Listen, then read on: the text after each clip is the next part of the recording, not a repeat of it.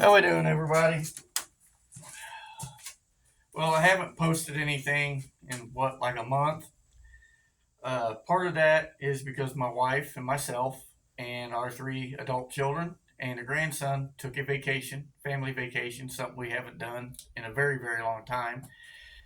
Uh, and I think it was something we all needed just to get away for a little bit.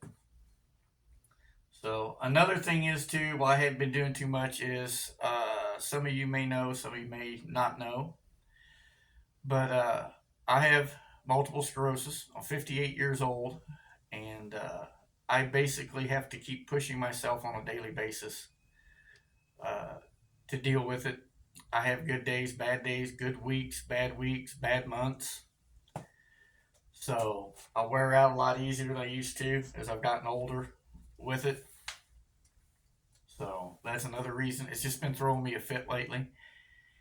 Uh, Part of it's probably stressing out over that damn engine and that four-wheel drive, which a lot of you know that in the previous video we replaced the valve springs on that engine. I put the springs on it that comp once on the heads for that camshaft. It's an extreme energy hydraulic roller. It is a cast core. Most of cams are cast core unless you spend big money for a billet. This has got a billet in it. The S10 does. It's got billet lifters in it too. But that was just a extreme energy 480, 490, like 265, 275 duration camshaft. Nothing special. Baby when it comes to camshafts, to be honest. Anyhow, we did the valve springs. Everything was real good. It was running real good. All the valve train noise was gone. And then all of a sudden, the camshaft decided it didn't want to be part of the group anymore. It broke. Where it broke was between the first and second cam bearing. After looking at it, there was what appears to be a large air pocket right there, which probably most likely caused it to break. Uh, that piece of camshaft, as well as the lifters it supported and push rods, all went down into the rotating assembly, which proceeded to tear shit up to the point it wiped out number 4 rod.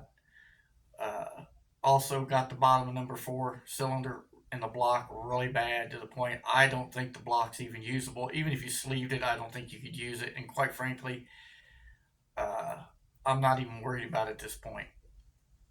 So I'm looking for an engine in this. At that point, we're on vacation and I'm on the phone looking for an engine. So I decided just to go with something I went with in the past, and that was a brand new L31 GM Vortec engine. New long block assembly. It's new. There's no core. Uh, it's a 4-bolt block. It's got a forged steel crank, powdered metal rods. I believe the pistons are hyper eutectic. 64cc Vortec heads. Comes with the valve covers, oil pan, balancer, and not the Vortec balancer. Like a TBI balancer, old school balancer. It don't have the ring on it. It does have the plastic timing cover, which I'll take off, put the dowels in the front of the block, and put a regular timing cover on it so I can put a pointer and everything on it. It does have the bypass for the old style water pump, so you can run an older, long or short water pump on it. It also has a provision for mechanical fuel pump, although the camshaft doesn't have the eccentric that's needed for the push rod to actuate the fuel pump. Last time I bought one, I did cam swap it. And honestly, if you can put a pretty decent camshaft in them and turn those little small blocks into pretty decent, little street rod or cruiser car motor, even a daily driver, just by changing the cam in them. They're already 9.6 to 1, so but that's what we went with. And rather than order it from Jegs or something, my son said, well, let me reach out to people through the GM dealership. And because he works for Dodge dealership, that guy also owns a GM dealership. And he said, let me see what maybe I can come up with. Maybe I can get a better price. And he did. He got it for me for about half of what I would have paid through Jegs or Summit or Speedway or anybody else for it. So it's sitting here. I've just got to, like I said, change the timing cover out, take that plastic timing cover off and get rid of it. I don't need it, don't want it on it. And put a I've got some TBI timing covers. I'm just going to use one of them off TBI engine, put on it, and the pointer and everything. So all the accessories off the old motor will go right on it. So as soon as I get a minute and it's not 95 degrees out and 70% humidity, we'll get out here and get it swapped. Well, when my son has time to help me, the youngest boy, we'll get the engine put in the truck. As far as putting it in, it's a piece of cake on that truck. Don't have to take the hood off. Don't have to take the radiator or the electric fans out of it. Don't even have to support the transmission for that matter. The 205 acts as a counterbalance. The transmission just sits there. It don't even move. Literally just pick it up out of the mounts, bring it forward, turn it sideways, lift it up, take it right over the core support and out of the truck. It's that easy.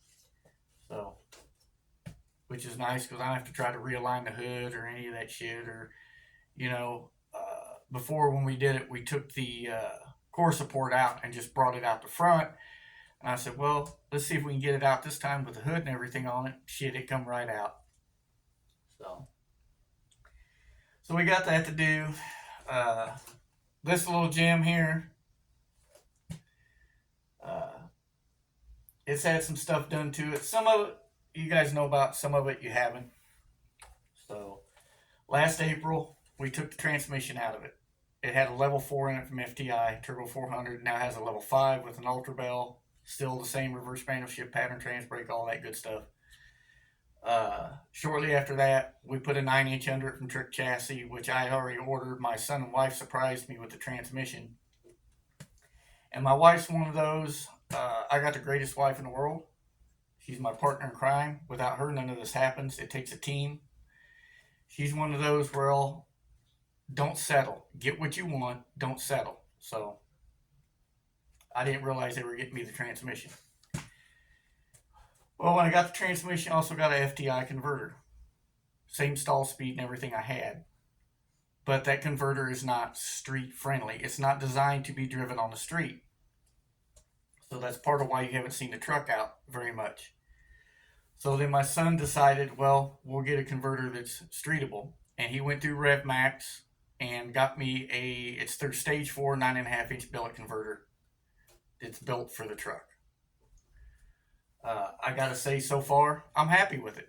It does fine. It hits hard as hell out of the hole. I'll give it that. What little bit I played with it, just here on the street around the house, I ain't gonna get too foolish with the truck, but I don't like pissing my neighbors off. So, but yeah, it seems to be a lot happier even than it was with the FTI converter, which again wasn't street friendly, and it's sure a lot happier than it was with the Summit nitrous converter we had it in the very beginning. So now I'm not afraid to lean on it like I was before. The old transmission was only rated to 900 horse. The drive shaft in the beginning was just a stock S10 drive shaft, which no way in hell I was going to lean on with that in it. But we upgraded the drive shaft. Had PEM Racing over in Missouri he's on eBay and online. You look him up, PEM Racing. He made me a 3.5-inch chromoly, 1350 solid cross U joints, all balanced. Sonic's billet yoke is what I put on the front of it. And he made it the length that we put it in the truck when we did the rear end. So right now, there's no reason not to take it out and lean on it. But over the winter, what we're going to do to this truck, the 7875 T4 125 AR turbos are coming off. I've got some 85 millimeter billet wheel T4 125 VS Racing turbos that are going on it. The 2 radiator system I got in the nose of the truck, which is a S10 Swap 4-row radiator, a Jegs 3-row dual pass dragster radiator that sits right up here in front of it. They're coming out. Bigger radiator fans are either going to go under the truck or in the bed. This radiator, these turbos, these wastegates, a bunch of this I'm giving to my son, as well as the 8.8 we had narrowed that was under the truck. The level 4 transmission, which I'll take in here and show you it. It's going to him. So, I mean, it'll work now for what he's doing. He needs some seat time before we worry about getting him into the 4-digit horsepower. But yeah, still got the Summit nitrous converter on it. There's the FTI decal. There's the label. You see it's just a level 4 FTI trans brake solenoid and everything. It's just been setting. I do have a new filter and everything for it. I got 3 gallons of fluid, so we can change the filter and everything in it. But it's going to end up going in his truck, behind his. And everybody, I showed you the engine, little sneak peek. It's an LS, but as far as how big it is and all that, what's inside it, we'll wait till he says okay. You can tell him what it is whenever he's ready to do that. I'm going to give him my wheels, these Jegs wheels I had on the truck, because they're already Ford bolt pattern for the back for the 8.8. And then I got a set of skinnies I can give him to put on the front, the Chevy bolt pattern, which will get him by till he can buy his wheels. But now that his engine's home, we can start getting things put together. Something else I got for this is a race pack street dash and some extra sending units. I'm going to put it in it, see if I like it. If I don't like it, I'll give it to him. After that, then I'll figure out something to do with it. If I don't like it, I just got through the other day. I went through and checked all the lash on my rockers and reset them. This does have a big billet hydraulic roller in it. Okay. We changed lifters. I had a set of Howard's cams, hydraulic race lifters in it. It's now got a set of Johnson's. So I went back and tightened the preload up on them a little bit the other day, which getting the valve covers off this thing is the shittiest part about this whole truck, because the 2 center bolts are buried in behind the header, and they're a pain in the ass to get to the nuts. You have to go through the header tube, and I took a ratchet wrench and cut it in the middle and welded a piece in and extended it and then bent it so I can get in there just to take the nuts off these valve covers. But we're going to get it out tomorrow if it don't rain. They say it's going to thunderstorm. They said it was going to do it last night today, and it still hasn't done it. So if it don't do it tomorrow, I'm going to get it out. I'll put my phone, because that's what I use. I'm very simple.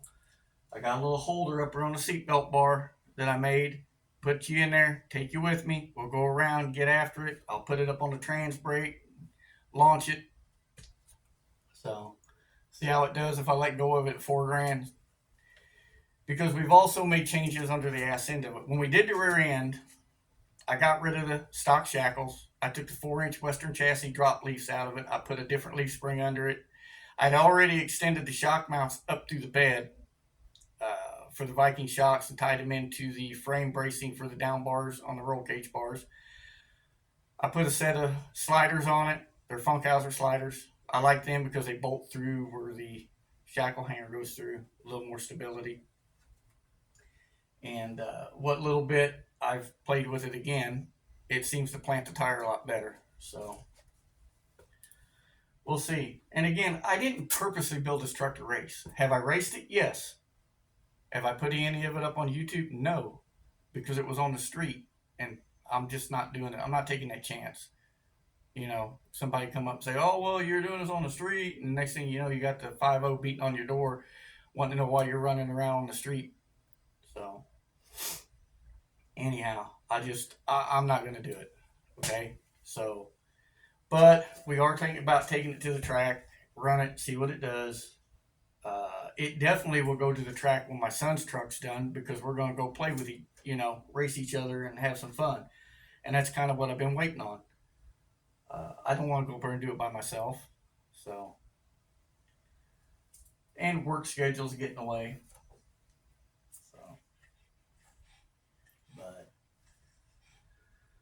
anyhow, we're going to do that stuff to this, get his truck put together, get an engine put in that gray truck, which is sitting outside. And then during the course of the winter, my wife's got a 69 Super Sport El Camino. It's, I believe, on the header of my YouTube channel. We're going to do a color change on it. She wants to change the color from black, white stripes to something else. The car's straight as an arrow. It's a 9.5 out of 10. It has no rust anywhere on it. We're the second owners of it. It's a big block, well optioned out Super Sport. So, but she wants to color change it. So we'll do all of the work except base and clear. When it gets time to shoot it, it's going to go get shot in the paint booth. We've already got permission to go use it. so we can paint it in an environment that's more conductive to giving it a good paint job. So there's just too much dust and crap out here in this old building to try to paint it. I did my 4-wheel drive out here, and it was an utter pain in the ass. I painted this in this little area of the garage. Plastic on the floor, plastic on the ceiling, plastic on the walls, box fans with furnace filters on them and everything. And it was just a pain in the ass. So we're not going to go through that again. But I'm going to get this out tomorrow, give it a bath. It is dirty as sin. So, but we're going to do all that stuff to it over the winter. I wanted to repaint it, but we're going to have to wait one more winter to do that. At that point, I'm going to pull the motor transmission out, blow it all the way to the chassis, sandblast the chassis, come back up, paint everything, make it look nice. And that will be the last done to this truck. The turbo's being moved. It's because the charge pipes are above the fender lines. I can't get the hood on it. I've had a 6-inch hardwood cowl hood for this truck for 6 years. It's upstairs in the box. It's going to go on it. Of course, I have to get rid of this big plastic wing nut. It just clears the hat. So I'm going to get out here tonight. My charge hose has kind of gotten hard. I need to replace it. All the rest of these hoses, that Vibrant hose has lasted really good. So, and the green fittings, in case you guys are wondering, we've seen the video, color fittings. That's where they come from. They're not exactly lime green, but they're close to it. But yeah, there's some changes coming. And once I move the turbos, I can put the drop spindles on it and all that in the front. Finish the front suspension up that I got for it. Oh. But that, and I'm going to put a new dash in it. I've got a mint dash out of an 86 S10. And I'm going to build something in the gauge cluster for that raceback dash and put it in here. It ain't got no cracks, nothing in it. It's the same color. And then when I take the dash out, I'll have them come out and put a new windshield in it again. This time I'll try not to drop something on it and break it like I did this one. Anyhow, that's what's going on. An engine in one truck, upgrades for a truck, build a truck, and paint an El Camino. That's what's going to go on this winter. So, everybody, stay safe. God bless. If you haven't, go over and check out Moonshiner Garage. That channel is going to blow up real quick. Real quick. He's putting out some good content. Go over and check him out. Until we get back out here and do something else, which will probably be a couple weeks. That's it. Till then, everybody. Later.